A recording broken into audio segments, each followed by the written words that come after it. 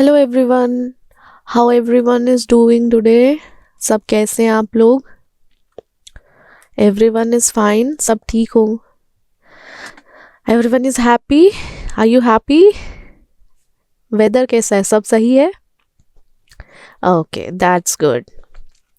आज हम देखेंगे हमारी फार्मास्यूटिकल कैलकुलेशन। ठीक है, अब हमारी जो हम डोजेज और ये सब देखते हैं, फॉर्मूलाज में रखते हैं, उसकी एक सॉरी ये थोड़ा सा ज़्यादा चला गया है। आई जस्ट ठीक है, हमारी फार्मास्यूटिकल कैलकुलेशन। ठीक है, उसमें हम दो बेसिस के, जैसे वेट है, पहला जो है हमारा वेट और मेजरमेंट्स हो गया, वेट एंड मेजर्स। अब आप ये सोचो, हमारे पास किसी को कैलकुलेट करना है तो हमारे पास वेट भी होना चाहिए या कोई मेजरमेंट होनी चाहिए, कुछ मेजर होना चाहिए, एक ऐसा सिस्टम जो हम क्वांटिटी, साइज या किसी भी सब्सटेंस ऑब्जेक्ट के वेट को देखते हैं। ये इसलिए है, जैसे कोई भी हमारा आप बोल सकते हो कोई सब्सटेंस है या कोई वेट है, उसकी क्या क्वांटिटी है, क्या साइज है, क्या वेट है। एक तरीके से हम इन सब चीज़ों में उसको ना रख सकते हैं कि हमें कोई अगर कैलकुलेशन करनी हो। दो तरीके के जो टू मेन सिस्टम्स होते हैं इनमें, वेट और मेजर में, वो होता है हमारे दो सिस्टम। क्या होता है? एक हमारा होगा इंपीरियल सिस्टम, एक हमारा होगा मेट्रिक सिस्टम। आज हम पढ़ेंगे इंपीरियल और मेट्रिक सिस्टम में कैसे हम क्वांटिफाई करते हैं, कैसे यूनिट्स हम दिखाते हैं। जैसे कि अगर देखा जाए, हमारा जो ये इंपीरियल सिस्टम है ना, ये हमारा ब्रिटिश इंपीरियल सिस्टम भी बोला जाता है।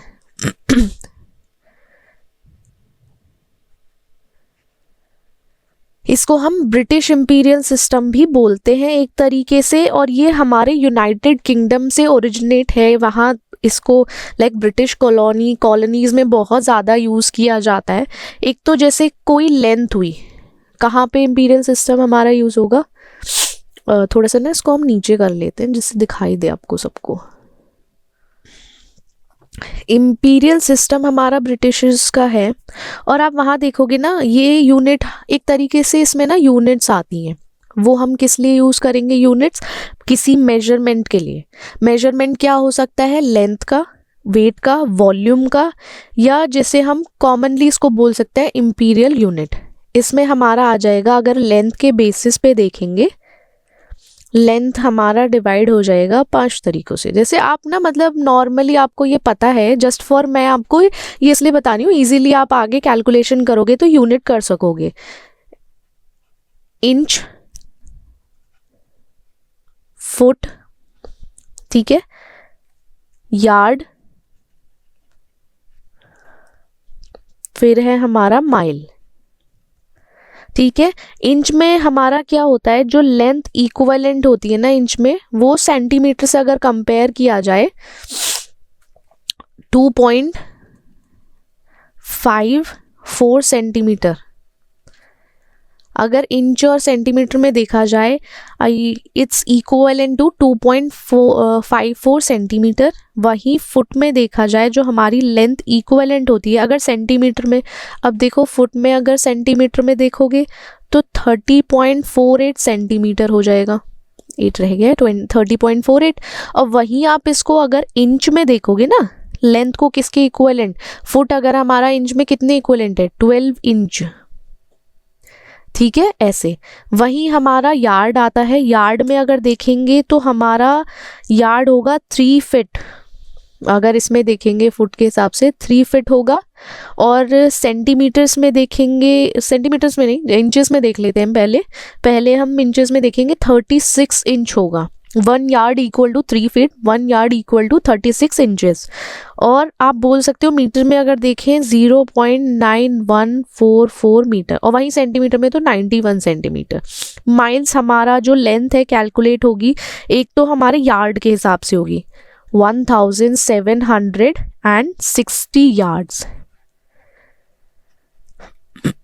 ठीक है, फीट में देखेंगे आप इसको, अगर देखोगे तो बहुत ज़्यादा बड़ा नंबर आ जाएगा, 5280 फीट, ठीक है।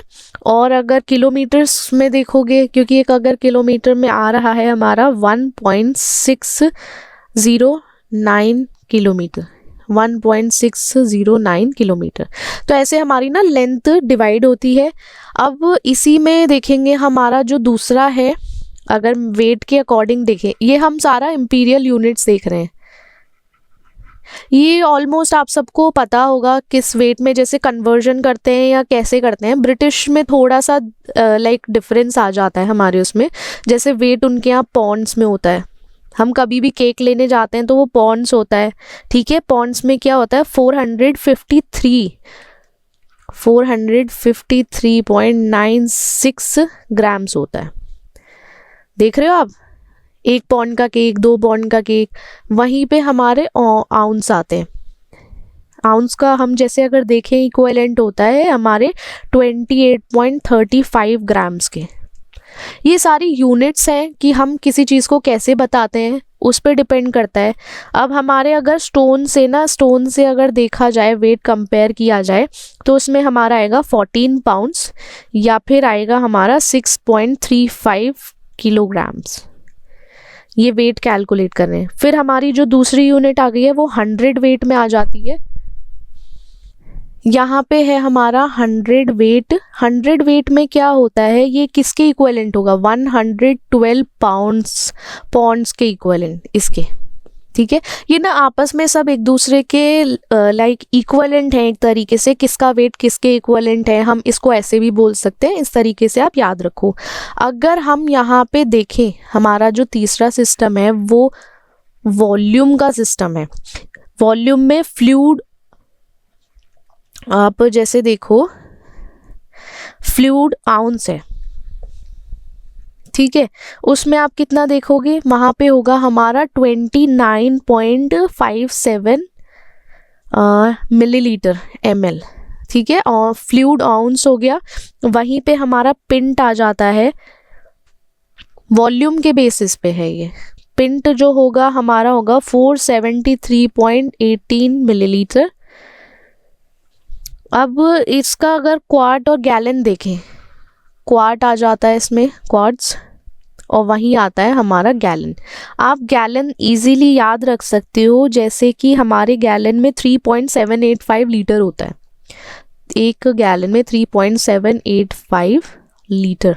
तो ये बोलते हैं मोस्टली आपका फिश टैंक होगा तो उसमें 30 गैलन वाटर ज़रूरी होता है, या डिपेंड करता है साइज़ के ऊपर भी कि होना चाहिए, कितना होना चाहिए, ठीक है। क्वार्ट में हमारा होता है 0.946 लीटर, ठीक है, यूएस का, और यूके में 1.137 लीटर। अब यार देखो इसमें बड़ा ना डिफरेंस है। हमारा ये इंपीरियल सिस्टम जो है वो यूके बेस्ड है या ब्रिटिश उसके बेस्ड पे है, और मेट्रिक सिस्टम ना हमारा इंटरनेशनली एक है, कह सकते हो आप कि आप इसको ना इंटरनेशनली देख सकते हो। तो बेटर है आप मेट्रिक सिस्टम फॉलो करो। इंपीरियल में थोड़ा सा मतलब कन्फ्यूजन हो जाता है, बट ये फिर भी याद रखना चाहिए। एज पर नॉलेज हम लोगों को याद होना चाहिए कि पता होना चाहिए। लेंथ को इंच, फुट, यार्ड, माइल के बेसिस पे भी देख सकते हैं। वेट को पाउंड्स, आउंस, स्टोन और 100 वेट इसको हिसाब से देख सकते हैं। Fluid, ounce, pint, quart, gallons के हिसाब से देख सकते हैं। अब हम जो फोकस करेंगे हमारा मीट्रिक सिस्टम को देखेंगे। हमारा आता है यहाँ, ये हमारा मीट्रिक सिस्टम। मीट्रिक सिस्टम क्या है, हमारा इंटरनेशनल सिस्टम है यूनिट का, या आप ऐसे बोल सकते हो इंटरनेशनल सिस्टम ऑफ यूनिट, ठीक है। Metric is known as international, आपको थोड़ा बहुत इससे समझ आ जाएगा, ठीक है। इंटरनेशनल सिस्टम ऑफ यूनिट, इसको हम SI भी बोलते हैं, ठीक है। ये हमारा एक डेसिबल बेस सिस्टम भी होता है, डेसिमल बेस, इसमें डेसिमल्स भी यूज़ हो जाते हैं, ठीक है। डेसिमल बेस सिस्टम भी बोल सकते हो, जो हम ना वर्ल्ड वाइड पूरे ग्लोबली हम इसको यूज़ करते हैं इंडस्ट्रियल या साइंटिफिक मेजरमेंट में। किस मेजरमेंट यूज़ करोगे आप, एक तो इंडस्ट्रियल बेस पे, इंडस्ट्रियल बेस पे यूज़ कर सकते हो, साइंटिफिक मेथड्स में यूज़ कर सकते हो, लाइक साइंटिफिक कैलकुलेशन हो गई वहाँ, ठीक है। थोड़ा आई के ऊपर डॉट डॉट देख लेना आप लोग, वैसे समझ ही जाओगे। या एवरीडे मेजरमेंट जो होती है ना, डेली टाइम की हम लोग जो यूज़ करते हैं, एवरीडे मेजरमेंट में भी हम यूज़ करते हैं। एक ये डेसिमल बेस्ड होता है। अब इसमें ना हम देखेंगे जो मेट्रिक सिस्टम है ना, वो क्या यूज़ करता है, एक बेस यूनिट यूज़ करता है। हमारी बेस यूनिट किसी भी मेजरिंग लेंथ की, ठीक है। इसमें जैसे हमारा हो गया यहाँ पे, आप मानो लेंथ है, फिर है हमारा क्या, वेट हो गया, मास वही वेट है हमारा, ठीक है, WT। थर्ड है हमारा वॉल्यूम, ठीक है, वॉल्यूम हो गया। अलोंग साइड उसके हम देखते हैं कि जो इंडिकेट करते हैं या तो मल्टीपल फ्रैक्शंस होंगे इसमें बेसिक, वही चीज़ है जो हमने ऊपर देखा था ना, length mass volume, length wait volume, ऐसा सेम इसमें देखते हैं। और हम देखेंगे क्या क्या डिफरेंस होते हैं। जैसे कि आप देखोगे ना, इसमें हम लेंथ में यूज़ करेंगे अपना नॉर्मली मिलीमीटर, mm, आप mm से समझ जाना, मिलीमीटर है, सेंटीमीटर है, मीटर है, किलोमीटर है, ठीक है। हमारी लेंथ जैसे कि इसमें हम इक्विवेलेंट सबको पता है, mm में होगा तो 0.001 मिलीमीटर होगा, या वो मीटर होगा, sorry, 1 mm is equal to 0.001 metre. Centimetre में अगर हम देखेंगे 0.01 मीटर। मीटर में ये एक हमारा बेस यूनिट है, हमारी मीटर जो है हमारा बेस यूनिट है मेट्रिक सिस्टम का। किलोमीटर्स में हमारा आ जाएगा 1000 मीटर, ठीक है। ये mm, वो millimetre, centimetre, metre and kilometre. वही हमारा मास वेट में कौन कौन से सिस्टम आ जाएंगे, वही milligram, gram, kilogram and tonne, T से डिनोट हो जाता है। अब वही सेम वही सिस्टम है यहाँ पे 0.001 ग्राम, ठीक है। इसमें हमारा ग्राम जो है बेस यूनिट हो जाएगा, ग्राम बेस यूनिट है, इसमें मीटर हमारा बेस यूनिट है, किलोग्राम में 1000 ग्राम्स हो जाएंगे हमारे, टन्स में हमारे कितने होंगे, आप सब बताओ कितने हो जाएंगे इक्विवेलेंट। या तो आप ऐसे टन्स में लिखो 1000 किलोग्राम्स हो जाएंगे कि केजी, ठीक है, ग्राम नहीं कि सोचो यहाँ 1000 ग्राम था, यहाँ भी 1000 नहीं, यहाँ किलोग्राम्स है, और ग्राम्स में देखा जाए तो 10 लाख ग्राम्स हो जाएंगे टन्स में, ठीक है। ये हो गया हमारा मास वेट। अब हम वॉल्यूम देखेंगे, वॉल्यूम में हमारा आएगा, देखो 3 सिस्टम आएंगे सेम वही हमारे। एक तो हमारा मिलीलीटर ml, ठीक है, मिलीलीटर, उसमें 0.001 के लीटर के इक्वल होता है इक्विवेलेंट। वहीं पे हम लीटर देखेंगे, लीटर हमारा बेस है, ठीक है। वहाँ क्यूबिक मीटर हो गया हमारा, जहाँ पे 1000 लीटर्स आ गया, ठीक है, क्यूबिक, सॉरी थोड़ा आधा लिखना जल्दी जल्दी में, क्यूबिक मीटर, ठीक है। ये हो गया हमारी वॉल्यूम का यूनिट। अब आगे हम देखेंगे कि जहाँ पे परसेंटेज कैलकुलेशंस होते हैं वहाँ पे क्या क्या चीज़ें होती हैं। हमारी जो परसेंटेज कैलकुलेशन होती है ना सॉल्यूशंस में, उसमें क्या होता है, हमारा एक सॉल्यूशन है, एक सॉल्यूशन मान लिया, सॉल्यूशन के अंदर कॉन्सेंट्रेशन ऑफ सॉल्यूट, ठीक है। ये हमारा होता है कि जो भी सॉल्यूशन है उसके अंदर कितना कॉन्सेंट्रेशन है सॉल्यूट का, एक सॉल्यूशन के अंदर, concentration of solute in a solution, ठीक है, ये याद रखना। उसको हम कैसे एक्सप्रेस करेंगे, आप इसको वैसे नहीं एक्सप्रेस कर सकते हो नंबर बेस्ड पे, आप इसको एक्सप्रेस करोगे on the basis of percentage, percentage के बेसिस पे। फार्मेसी में ना हमारी कॉमनली 3 सिस्टम अगर देखा जाए, 3 तरीके से हम लोग परसेंटेज दिखाते हैं। एक तो हमारी वेट बाय वॉल्यूम होती है, वेट बाय वॉल्यूम के बेसिस पे दिखाएंगे, एक हम वेट बाय वेट के, ठीक है, और एक होती है परसेंटेज हमारी वॉल्यूम बाय वॉल्यूम,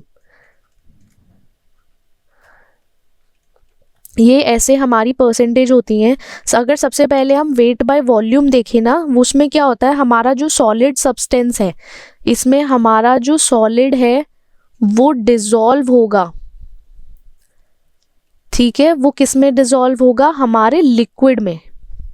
तो इसमें क्या करेंगे, हमारा gram of solute 100 ml solution में डिसॉल्व हो रहा है। एक तरीके से अगर एक्सप्रेस हम देखेंगे अब इसका ना, अच्छा ये ना आप समझ जाना, जैसे मैं इक्वल मतलब एरो करके इधर सामने ही शो कर रही हूँ ना, वो पता चल जाएगा आपको। जैसे हमारा कोई भी सॉलिड सब्सटेंस है, उसको हम डिसॉल्व कर रहे हैं लिक्विड में, तो हमारा सॉलिड जो होगा वो ग्राम में एक्सप्रेस हुआ होगा, ऑब्वियस सी बात है। जो सॉल्यूट है वो ग्राम में है, और हमारा जो सॉल्यूशन है जैसे 100 ml हो गया, यहाँ पे कोई भी ml हो गया, तो उसमें डिसॉल्व हो रहा है, क्योंकि लिक्विड है वो ml में ही आएगा। अब क्या करना है हमें, वेट बाय वॉल्यूम की परसेंटेज निकालनी है। तो नॉर्मल सा क्या होगा, जो वेट होगा हमारे सॉल्यूट का जो वेट ग्राम में एक्सप्रेस था ना, उसके अपॉन में हम क्या रखेंगे, सॉल्यूशन का वॉल्यूम ऑफ सॉल्यूशन जो हमारा एक्सप्रेस हुआ है ml में, उसको मल्टीप्लाई कर देंगे हम 100 से। 100 समझ जाना मेरा, ठीक है। एग्जाम्पल ले लो, यहाँ पे हमारा 5 ग्राम था सॉल्यूट, सोचो यहाँ 5 ग्राम था और 250 ml में डिसॉल्व हुआ, ठीक है। और फिर हम उसका परसेंटेज कैसे निकालेंगे, आप कोशिश करो, जैसे यहाँ 5 है और हमारा 250 ml है यहाँ, तो हम यहाँ 100 से मल्टीप्लाई करेंगे, तो यहाँ पे कितना परसेंटेज बचेगा, हमारा 2% आएगा। कैलकुलेशन कर लोगे ना सब, यहाँ से 5 1 सा 5, यहाँ ये करेगा अपना कितना 5 0, ये यहाँ से इसको काटेगा 2, तो ये हमारा 2% आ जाएगा वेट बाय वॉल्यूम का। वहीं जो हमारा वेट बाय वेट परसेंटेज होता है ना, इसमें हमारे दोनों सॉलिड होते हैं, दो सॉलिड सब्सटेंस होते हैं। इसमें क्या करेंगे, हमारे जो सॉल्यूट है, वो 100 ग्राम ऑफ टोटल सॉल्यूशन में डिसॉल्व है। अगर इसका भी देखेंगे, इसका भी वैसे वेट बाय वेट में हम क्या करेंगे, वेट रखेंगे हम सॉल्यूट का जो ऑब्वियसली ग्राम में है हमारा, उसके अंडर में हम सॉल्यूशन का वेट रख देंगे, टोटल वेट ऑफ सॉल्यूशन, ठीक है। उसको हम मल्टीप्लाई कर देंगे 100 से, क्योंकि हमें परसेंटेज निकालनी है, ऐसे ये वेट बाय वेट हो जाएगा। और अगर आगे हम देखेंगे वॉल्यूम बाय वॉल्यूम, ठीक है, ये वाला वॉल्यूम है, इसमें क्या है, दोनों ही जो होगा सॉल्यूट और सॉल्वेंट दोनों ही लिक्विड होगा। सॉल्यूट भी हमारा लिक्विड होगा, सॉल्वेंट भी हमारा लिक्विड होगा, ठीक है, दोनों ही लिक्विड होंगे। वॉल्यूम ऑफ सॉल्यूट हम टोटल वॉल्यूम ऑफ सॉल्वेंट के अपॉन में रखेंगे, जितना हमारा टोटल वॉल्यूम है सॉल्यूट का, यहाँ जो हमारा वॉल्यूम था ना सॉल्यूट का, उसके अपॉन में हमारा क्या आएगा, टोटल वॉल्यूम ऑफ सॉल्यूशन, ठीक है, और मल्टीप्लाइड में एज यूजुअल 100, तो हमारा weight volume by volume percentage express होगा। ये फॉर्मूलाज हैं, ये नॉर्मल फॉर्मूलाज हैं जिससे हम परसेंटेज सॉल्यूशन कैलकुलेट करते हैं। कि क्या, अब उसको आप ऐसे तो नहीं कर सकते कि यहाँ इतना ग्राम हमारा लाइक सॉलिड था या वो था, ऐसे नहीं होता है, इसमें परसेंटेज कैलकुलेशन ही होता है। फिर हम देखेंगे कुछ जैसे alligation in pharmaceutical calculation. Alligation क्या होता है, एक ऐसा मेथड जो हम फार्मेसी में यूज करते हैं, क्या कैलकुलेट करने के लिए,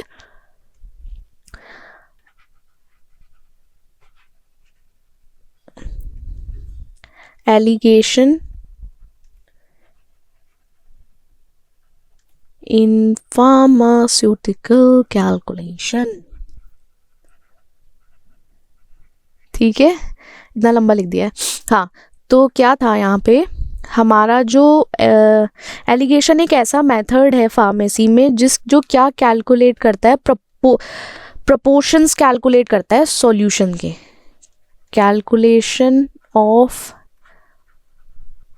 proportion in solutions, calculation of proportions in of solution, proportion of solution, ठीक है, किसी भी सॉल्यूशन का प्रपोर्शन। जैसे कि किसी भी, आप सोचो इसमें एक कोई भी डिफरेंट स्ट्रेंथ है, कोई भी स्ट्रेंथ हो गई और हमें उसको ना एक डिज़ायर्ड कॉन्सेंट्रेशन पे पहुंचाना है। हाँ, जैसे मान लो एक हमारा ये है, इसमें जो एक सॉल्यूशन है उसका जो कॉन्सेंट्रेशन है, कॉन्सेंट्रेशन प्रपोर्शन है लाइक 2:1 और हमें ना एक डिज़ायर्ड कॉन्सेंट्रेशन पे पहुंचाना है लाइक 2:2, तो उसको हम ये मेथड तब यूज़ करते हैं। ठीक है, जैसे कभी भी कोई मिक्सचर है, कंपाउंडिंग या प्रिपेयरिंग के टाइम पे जो मिक्सचर को हम कंपाउंडिंग एंड प्रिपेयरिंग, अगर जैसे कोई भी हम फार्मास्यूटिकल प्रोडक्ट है या मिक्सचर है उसको कंपाउंड कर रहे हैं या प्रिपेयर कर रहे हैं, उसका हमें एक प्रोपोर्शन सेट करना है कि इतना प्रोपोर्शन ऐसे ऐसे करके, तब हम एलिगेशन मेथड यूज़ करते हैं ये सब। अब उसमें ना हमारा एलिगेशन मीडियल आ जाता है। एलिगेशन मीडियल में क्या कैलकुलेट करते हैं हम, कोई भी मिक्सचर है उसकी एवरेज स्ट्रेंथ क्या है, किसके बेसिस पे, क्वांटिटीज़ और कॉन्सेंट्रेशन के बेसिस पे। इंडिविजुअल सॉल्यूशंस हैं, अगर दो सॉल्यूशन है ना, जैसे ए और बी हैं, उनकी अपनी एक क्वांटिटी होगी, क्वांटिटी के बेसिस पे एक कॉन्सेंट्रेशन होगा। ठीक है, जैसे ये क्वांटिटी है हमारी, इसका अपना खुद का एक कॉन्सेंट्रेशन होगा। अब क्या करना है, हमें एक एवरेज स्ट्रेंथ बनानी है। इन दोनों मिक्सचर का एक खुद का एक स्ट्रेंथ होना चाहिए कि ये इतने स्ट्रेंथ पे ये प्रपोर्शन और ये क्वांटिटी रखते हैं, और उसको हम एलिगेशन मीडियल मेथड के थ्रू निकालते हैं। ठीक है, जैसे अब हम देखेंगे अपने नोट्स के अकॉर्डिंग लाइक किस तरीके से हम निकालते हैं। आप कंफ्यूज हो जाओगे अगर ऐसे मेरी राइटिंग को ज़्यादा देखते रहे पता चला बोलोगे कि क्या ही पढ़ रहे हैं हम, मैम ने क्या ही पढ़ाया है, क्या ही लिखा है इसमें। तो इसलिए ना हम थोड़ा सा इसको मूव करते हैं अपने नोट्स की तरफ। इतना आई थिंक आप सभी को ये सब समझ आ गया होगा कि कैसे कैसे मेट्रिक सिस्टम होता है, इंपीरियल सिस्टम है, क्या फॉर्मुलेशन या परसेंटेज कैलकुलेशंस किस तरीके से करते हैं। ठीक है, देखो ये सब हमने पढ़ा था फार्मास्यूटिकल कैलकुलेशंस में, इंपीरियल सिस्टम। यहाँ पे एक प्रॉपर ब्रीफ है आपके लिए, सबके लिए। ठीक है, यहाँ पे आप देख लेना फॉर रेलेवेंट स्टडी के लिए, लेंथ, वेट, वॉल्यूम, कैसे कैसे डिस्क्रिप्शन क्या है, मैट्रिक्स सिस्टम, मास, वॉल्यूम, कैलकुलेशन परसेंटेज सॉल्यूशंस का कैसे करते हैं हम, किस बेसिस पे होता है। ठीक है, वहीं हमारा एलिगेशंस आ जाता है फार्मास्यूटिकल कैलकुलेशन में, किस तरीके से हम करते हैं।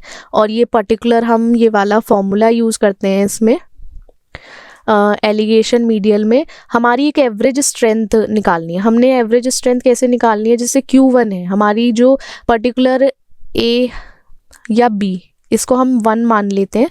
ठीक है, ये हमारा हो गया 2। तो यहाँ क्या करेंगे, Q1 quantity of A is 1 into C concentration of 1, Q1 Q2 ऐसे ही ये ना चलता रहेगा। कंसंट्रेशन और क्वांटिटीज़ जो है सॉल्यूशन की, उसके थ्रू हम ये फॉर्मूला यूज़ करके निकाल सकते हैं एवरेज स्ट्रेंथ। वहीं हमारा एलिगेशन अल्टरनेट आ जाता है। इस मेथड में क्या करते हैं हम ना, मिक्स कर देते हैं दो सॉल्यूशन को।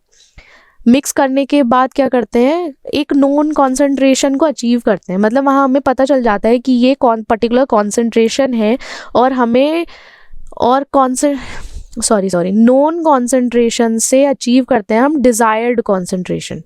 किसी भी एक मिक्सचर है जिसमें दो सॉल्यूशन है नोन कॉन्सेंट्रेशन के, उसको हम कहाँ पहुँचाएंगे, डिज़ायर्ड कॉन्सेंट्रेशन पे। इसका स्टेप्स क्या है, जैसे एक स्ट्रॉन्गर और वीकर कॉन्सेंट्रेशन है, उनको हम दो लाइक एक अपोजिट साइड रखेंगे ग्रिड के, एक यहाँ है एक यहाँ है, और हम क्या लिखेंगे, हमें डिज़ायर्ड जो कॉन्सेंट्रेशन है उसको बीच में, कि हमें इतना डिज़ायर्ड कॉन्सेंट्रेशन चाहिए।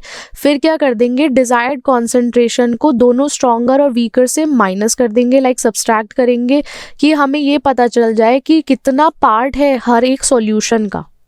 लाइक एक में 10 है और एक में 20 है, तो हमें डिज़ायर्ड कॉन्सेंट्रेशन चाहिए 30, यहाँ पे हमारा 20 आया, यहाँ पे हमारा 10 आया, तो हमें पता चल जाएगा कि हमें कितना और ऐड ऑन करना है एक पर्टिकुलर डिज़ायर्ड कॉन्सेंट्रेशन पर रीच करने के लिए। ठीक है, अब जैसे आप ये देखो, हमें एक 500 ml का 500 ml है, उसमें 10% सॉल्यूशन है जिसमें हम यूज़ कर रहे हैं 15 और 5%। ठीक है, 15 माइनस 10 5, एंड तो हमें इक्वल पार्ट जो है दोनों सॉल्यूशन का, उसको मिक्स करना पड़ेगा, इतना ही। तो इस तरीके से हम एलिगेशन अल्टरनेट मेथड यूज़ कर सकते हैं। फिर आता है हमारा प्रूफ स्पिरिट। प्रूफ स्पिरिट से आप एक चीज़ याद रखो कि जैसे कि हमारी कोई भी अल्कोहल की स्ट्रेंथ है किसी भी सॉल्यूशन में, हमारा ये बीकर है, यहाँ पे एक सॉल्यूशन है, उसमें आपको बताना होगा अल्कोहल का कितना परसेंटाइल है या परसेंटेज है कि हमारा स्ट्रेंथ क्या है अल्कोहल का इस पर्टिकुलर सॉल्यूशन में। अगर मोस्ट कॉमनली आप इसको देखोगे ना, ये या तो बेवरेजेस के टाइम पे यूज़ होता है कि कहीं पे हमें लाइक बेवरेजेस हम आपको कैसे बताएं, आप लोग तो ज़्यादा जानते हैं हमसे। बेवरेजेस फार्मेसी में, बेवरेजेस में लाइक कॉकटेल या इन सब में इस तरीके से समझ ही जाओगे। अब सोचो, प्रूफ है हमारे 49.28% जो है 28% है अल्कोहल का वेट के अकॉर्डिंग, या फिर ऐसे मानो 57.1% है अल्कोहल बाय वॉल्यूम के अकॉर्डिंग। अगर हम यूएस में क्या होता है, जो फॉर्मूला फॉर प्रूफ होता है वो होता है proof is equal to 2 into alcohol by volume ABV। तो वहाँ पे क्या आएगा, 50% alcohol by volume is equal to 100 proof. इस तरीके से उनका अपना खुद का है। वहीं पे अगर डाइल्यूशन कैलकुलेशन देखें तो फार्मासिस्ट को क्या करना पड़ेगा, डाइल्यूट करना पड़ेगा अल्कोहल को कि वो स्पेसिफिक प्रूफ पर पहुंच सके। जैसे कि एलिगेशन मेथड हमने देखा था ना ऊपर, एलिगेशन मीडियल, वहीं पे या प्रॉपर प्रोपोर्शनल डाइल्यूशन करना पड़ेगा उसका। एग्जाम्पल ले लो, कोई भी 90% अल्कोहल है, उसको अगर हमने 40% अल्कोहल तक करना है तो आप कितना ऐड करोगे कि वो सिंपल डाइल्यूशन मतलब मेथड को फॉलो करके। जैसे 95% अल्कोहल है तो इसमें हमारा 190 प्रूफ हो गया, ठीक है, और वहीं पे हमारा 40% अल्कोहल है तो वहाँ पे 80 प्रूफ हो गया। तो ये ना आप एक चीज़ देखो कि डाइल्यूशन कैसे हो रहा है, कितना वाटर हमको इसमें ऐड करना पड़ रहा है कि डाइल्यूट हो जाए हमारा अल्कोहल 95% से 40% तक। तो ये एक नॉर्मल कैलकुलेशन हो गई। अब आप डाइल्यूशन मेथड में भी ना ये देख सकते हो, 95% है उसको हमें, आप सोचो यहाँ पे 90 ml मान लो, तो इसको हमें डाइल्यूट करना है तो हम इसको लाइक 90 ml को इसमें हम डाल देंगे 100 ml वाटर इस तरीके से। तो ये क्या बन जाएगा हमारा 10% लाइक ऐसा हो जाएगा कि हम इसको ये दिखा देंगे कि ये हमारा डाइल्यूशन हो चुका है, ठीक है। फिर आते हैं हमारे आइसोटोनिक सॉल्यूशन। आइसोटोनिक सॉल्यूशन का ऑस्मोटिक प्रेशर बॉडी फ्लूइड में ना, अगर बॉडी फ्लूइड में देखा जाए तो वो सेम होता है, बॉडी फ्लूइड के और आइसोटोनिक सॉल्यूशन का प्रेशर सेम होता है। वो क्या करता है, सेल डैमेज को प्रिवेंट करता है, बैलेंस बनाता है हमारे फ्लूइड्स के बीच में। नॉर्मल सी बात है, अगर हमारे बॉडी का आइसोटोनिक सॉल्यूशन नहीं होगा या उसका प्रेशर एक जैसा नहीं होगा तो वो हमारी बॉडी में हार्म हो जाएगा उसके थ्रू। वहीं पे हमारे आइसोटोनिसिटी या फ्रीजिंग पॉइंट डिप्रेशन देखोगे ना, उसमें आइसोटोनिक सॉल्यूशन हमारा फ्रीजिंग पॉइंट से मैच करता है। जैसे कि हमारे बॉडी फ्लूइड्स हो गए, उसमें अराउंड -0.52 डिग्री सेल्सियस होता है। और आप देखोगे हमारा जो नॉर्मल सलाइन होता है ना, आप उसमें देखोगे 0.9% सोडियम क्लोराइड होता है, NaCl सॉल्यूशन होता है। और मोस्टली आप ये देखोगे ये हमारे लाइक वहीं पे आप देखोगे आइसोटोनिसिटी या मॉलिक्यूलर वेट। मॉलिक्यूलर वेट या आपको फॉर्मूला पता होना चाहिए इसका कि हमारा जो यहाँ आई है वो वेंट हॉफ फैक्टर है या डिसोसिएशन पार्टिकल रखेगा। वही हमारा KF जो है यहाँ पे फ्रीजिंग पॉइंट डिप्रेशन कांस्टेंट है। हमारा जो M है वो मोलैलिटी का है, अगर यहीं पे कैपिटल M होता वो हमारा क्या होता, मोलैरिटी होता। तो हमारा जो ऑस्मोटिक प्रेशर है वो नंबर ऑफ पार्टिकल्स पे डिपेंड करता है। पार्टिकल्स का नंबर क्या है उस पर डिपेंड करेगा, ना कि उसके मास पे, ठीक है, ये चीज़ याद रखना। अब जो E वैल्यू है हमारी वो NaCl मतलब सोडियम क्लोराइड के इक्विवेलेंट होगी। अगर कंपेयर करें जो हमारे और सॉल्यूट हैं उनका सोडियम क्लोराइड जो आइसोटोनिक सॉल्यूशन है उससे कंपेयर किया जाएगा। जैसे मॉलिक्यूलर वेट हो गया हमारा या वेंट हॉफ फैक्टर हो गया 17 upon went half factor into molecular weight. इससे एक एग्जांपल ले लो, जैसे कोई भी फॉर एग्जांपल हमें आइसोटोनिक सॉल्यूशन है किसी डेक्सट्रोज का, हमें डेक्सट्रोज से आइसोटोनिक सॉल्यूशन करना है तो हम पहले क्या करेंगे, किसके पहले तो उसका मॉलिक्यूलर वेट कैलकुलेट करो, फिर उसके फ्रीजिंग पॉइंट डिप्रेशन पे पहुंचो। किसके बेसिस पे, ये दो फॉर्मूलाज हैं, इसके बेसिस पे आप दोनों पॉइंट पर पहुंच जाओगे। की पॉइंट्स ये हैं, जैसे कि हमारा 0.9% NaCl है, उसका freezing point of depression 0.52 degree Celsius है। वहीं हम यूज़ करेंगे मॉलिक्यूलर वेट, इसका जो मॉलिक्यूलर वेट होगा went of factors E value, जिससे कि हम आइसोटोनिक कॉन्सेंट्रेशन निकाल सकेंगे किसी भी दूसरे सॉल्यूट का। बहुत ईजी हो जाता है, तो आप ये ना सारे फॉर्मूलाज याद रखोगे तो ईजीली कैलकुलेट कर पाओगे।